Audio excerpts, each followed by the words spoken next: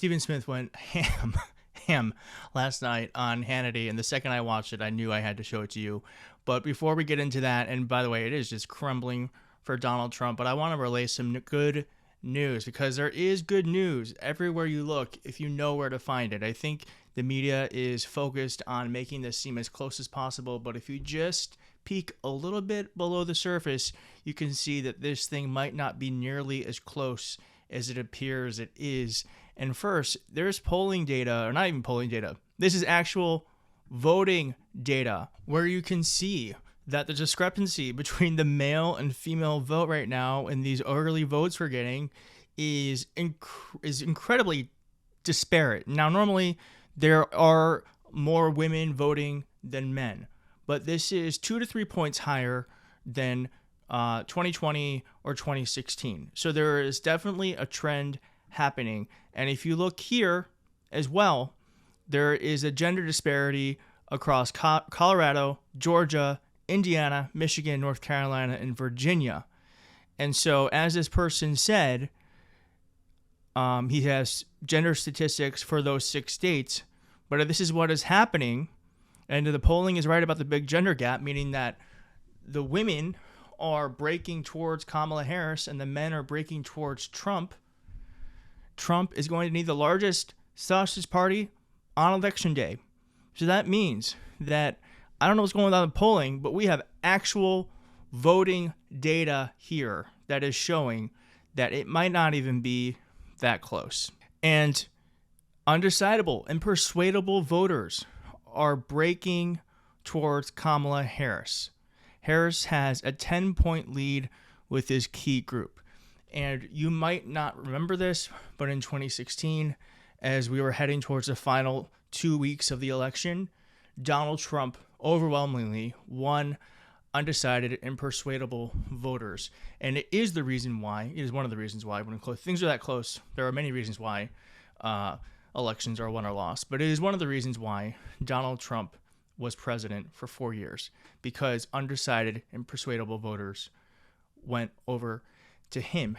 And except for Nixon, Kerry, and Ford, no president has ever won independence and lost the presidency. And Kamala Harris is making the largest push in American history for independence. She is making Liz Cheney go to every single swing state she can, crisscrossing the country, letting independents know that Kamala Harris is a moderate candidate, and it's Donald Trump who is the extremist, and Fox News is losing control of the narrative because, as I said earlier, Sean Hannity was absolutely destroyed by Stephen Smith, who is no fan of Democrats, but laughed in his face when Sean Hannity tried to say that Donald Trump is the one who is more cognitively astute than Kamala Harris. Check this out. Number two, I know you're not talking about somebody being lucid and cogent and enunciating their thoughts with clarity, and you're bragging about Donald Trump. We can't be watching the same stuff if that's what you're doing. You ain't going to do that today. You know now, what? Lindsey Graham, hold it. Now, Senator Lindsey Graham is about to come on this show. Let me tell you now, something. that man can articulate himself very well. Not Donald Trump now. I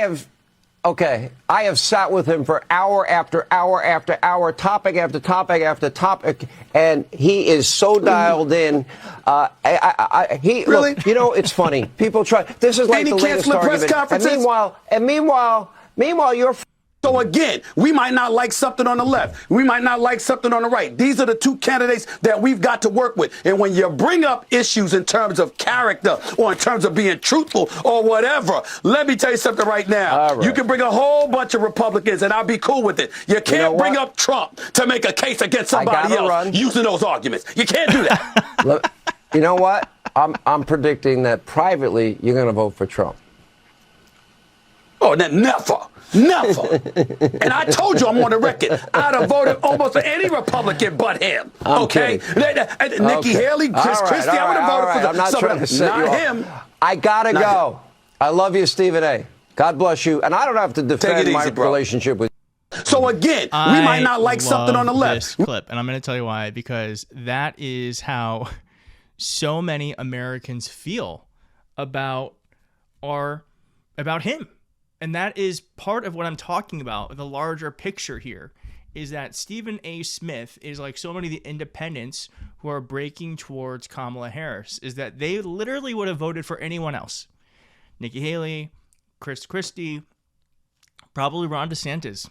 But Stephen A. Smith is in that majority of voters who are just like, I can't do it. And that is why Liz Cheney is being brought around. And that is why when Donald Trump goes out to speak and is an extremist like he was last night, saying that America is a garbage, is the trash can of the world. A lot of people coming out of the Congo, not just South America, they're coming from 181 countries as of yesterday. Right, and we're a dumping ground. We're like a garbage can for the world. That's what's happened. That's what's happened to our. We're like a garbage can. You know, it's the first time I've ever said that. And every time I come up and talk about what they've done to a country, I get angrier and angrier. First time I've ever said garbage can, but you know what? It's a very accurate description. He's reminding people like Stephen A. Smith and the folks that he needs to persuade to win that he is not a moderate candidate. And extremists, though they have a very strong base, cannot win alone on their extremism. They have to persuade. And I think Kamala Harris, as this clip shows, doesn't have to do much to show that she is the one who is going to bring the country together, and she is the one who is actually the sane person who can lead the country. And lastly, I just want to say, like, let us not forget after Kamala Harris wins, the people who were courageous, like John Kelly, Trump's chief of staff, and the people who were cowards, like the folks at the Washington Post or LA Times, who are not making political endorsements because though they say they don't, you know, the Washington Post here says that we will not be making an endorsement of presidential candidate this election year, nor in any future presidential election. We are returning to our roots of not endorsing presidential candidates. And the reason why they're doing this is because they are terrified that Donald Trump will win and he will perform retribution on anyone who didn't fully back him beforehand. So this is a business decision, but it's also, I think, just completely cowardly. And when fascism is knocking at the door, what you don't do is hide. You have to stand up to it. And it's folks like John Kelly, and I just think about all of the public servants who have come out and publicly said that Donald Trump isn't fit to be in office again, who are doing what the billionaires can't, and that is stand up for what is right. So, this is like a November 6th problem, but I am so disgusted by this because this is exactly what we should not be doing right now.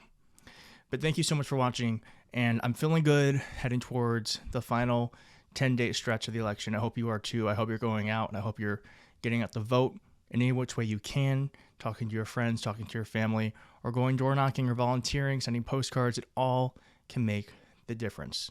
So thanks so much for watching. If you liked the video, hit like in the video. If you made it to the end, leave a blue heart so I know, and I'll see you next time. Thanks.